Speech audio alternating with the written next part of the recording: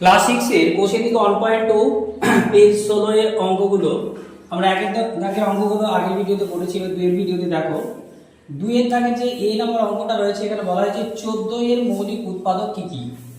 তাহলে আমরা কি করব, রাপে 14 এর লসাগু করব। তাহলে 14 জোড়া সংখ্যা হলে কয় দিয়ে দিব, 2 দিয়ে। তাহলে 7 দুগুণী 14।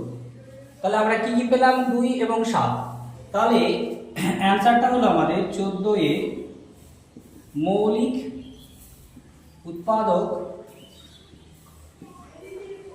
উৎপাদক কি কি দাঁড়ালো না, মৌলিক উৎপাদক হলো 2 ও 7।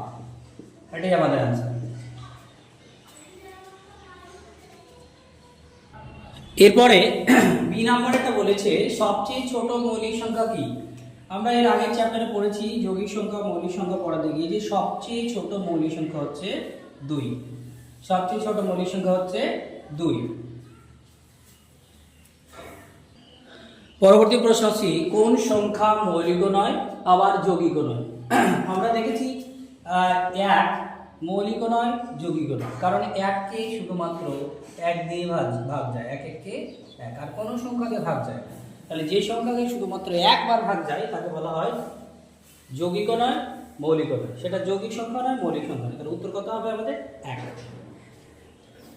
পরে 3 এর দাগে এই নাম্বার প্রশ্ন বলা হয়েছে 42 কোন কোন সংখ্যার গুণিতক।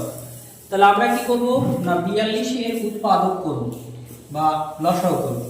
তাহলে 42 কে যদি আমরা 6 দিয়ে ভাগ করি তাহলে 6 7 তে 42। দেখো এখানে 6 বের হচ্ছে 7 বের হচ্ছে।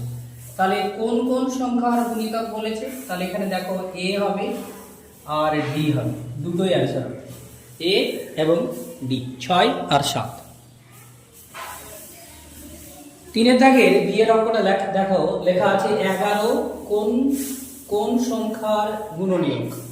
তাহলে আমরা দেখতে পাচ্ছি 101 111 121 এবং 112। আমরা যদি এই 121টা দেখি তাহলে 121 কে কিন্তু আমরা উৎপাদকে ভাঙলে কি পাবো, 11 × 11 11 11 121। তাহলে 121 কে কিন্তু 11 দিয়ে ভাগ যায়, তাহলে 121 এর একটা গুণনীয়ক হচ্ছে 11। কিন্তু অন্য যে সংখ্যাগুলো আছে দেখো এটাকে কিন্তু 11 দিয়ে ভাগ যাবে না, 111 কেও 11 দিয়ে ভাগ যাবে না, 112 কেও 11 দিয়ে ভাগ যাবে না। তাহলে অ্যানসারটা আমাদের কত হবে না, সি 121।